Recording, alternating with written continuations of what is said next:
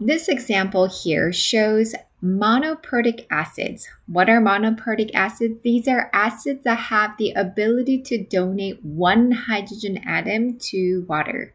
So example would be HCl plus water has able to donate one hydrogen from the HCl to the water to form hydronium ion. And then we have the Cl minus as its conjugate base. Here's another one, HCN plus water has the ability to donate just one hydrogen to form hydronium ion and Cn minus.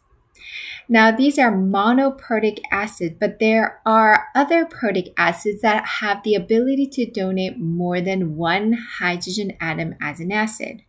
For example, a diprotic acid is an acid that's able to ionize two hydrogen atoms. So that word di kind of rings a bell for two H atoms. And here is an example. If you look at sulfuric acid or H2SO4 has the ability to donate one of the H's from the two H's here to the water to form hydronium ion, just like how we have seen for the monoprotic acid. And now that instead of having two hydrogen, it only has one because one has been plucked out. This right here, the HSO4 minus, you can continuously donate that hydrogen atom to another water in order to form an SO4 2 minus. So for example, HSO4 minus on the second ionization, it donates the hydrogen to the water forming hydronium ion, and then the SO4 2 minus is there. Now there is that step-by-step process. The Ka value for the first ionization is pretty high. It's about 1,000. And then for second ionization, however, is a little bit low. And that's because it's harder for these guys to lose a hydrogen after the first time. It is very stressful for this ion to have negative charge too. But that's something that's beyond the scope of this class. But what you need to know is that first ionization takes place to a greater extent, meaning that the Ka value will be higher than the second ionized Ka value. Diprotic acid, and now we have the triprotic acid, has the ability to ionize 3 hydrogen atoms. So this is a very good example. H3PO4 phosphoric acid, and it has H3 that is in the front, indicating that you can donate all of the 3. But it doesn't donate all 3 at once, but it happens in a step-by-step format.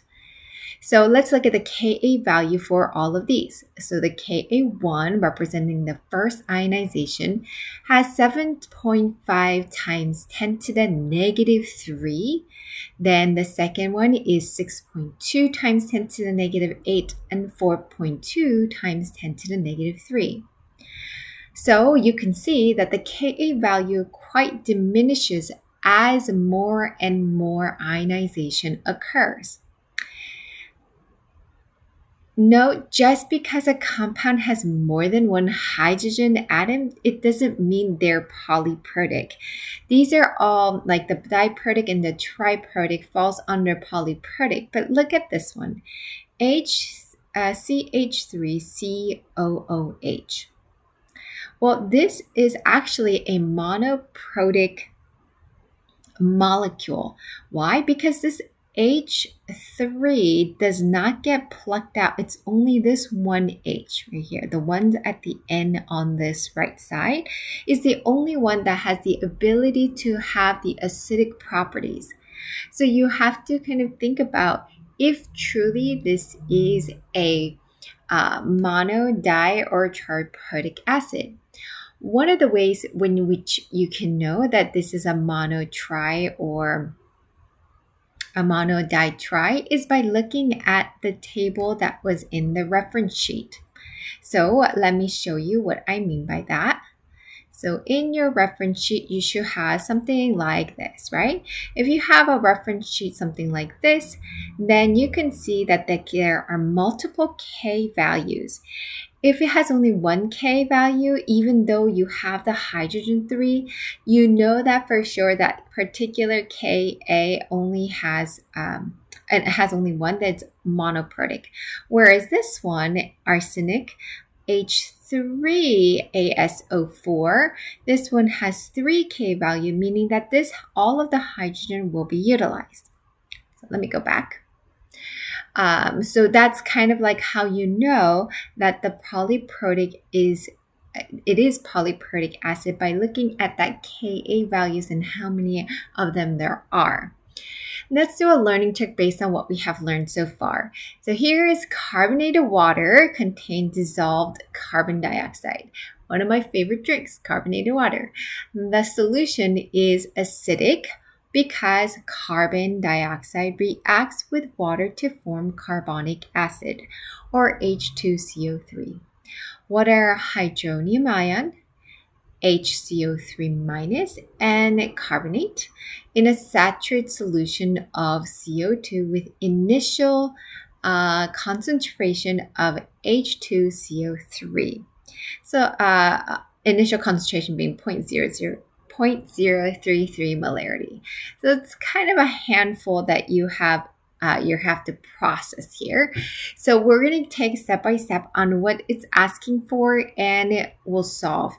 So in the beginning, it's saying that it has 0.033 molarity of this guy here, okay? The carbonic acid. They want to know the concentration of the hydronium ion. They want to know the concentration of this one. And they also want to know the concentration of the carbonate and the N, which is this one, okay? We're going to take one step at a time and the very first protonation at a time. So let's take the first one. So I wrote this particular first equation up here, okay, so that I can build my ICE table. ICE table. Initially, you have 0.033 molarity of carbonic acid.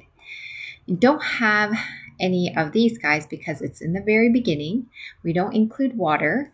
And the change is some of these guys are going to start to diminish, and that's represented as X. And while some of these guys are going to start to increase, represented by X as well. Now, this one is a negative X and this one is positive. At equilibrium, you have to add the top plus the bottom, which is 0.033 minus the X. And then here, 0 plus X is X, 0 plus X is just X. So at equilibrium for Ka1, we can set this up as HCO3 aqueous and the hydronium ion all over the carbonic acid. We know these top two are both X's, and the bottom is 0.033 minus X, based on the ICE table at equilibrium. Ka1, that value is already given right here, so we'll put that in. Notice that the Ka value is less than 0.001, which means we can ignore this, which makes our lives a little easier by not using the quadratic formula. So let me solve this out real quick. And so we're going to multiply 0.033 both sides.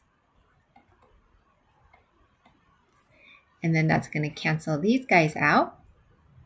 And what about this one over here? We have 0.033 times 4.3 times 10 to the negative 7. Press enter. So we have 1.419 times 10 to the negative 8.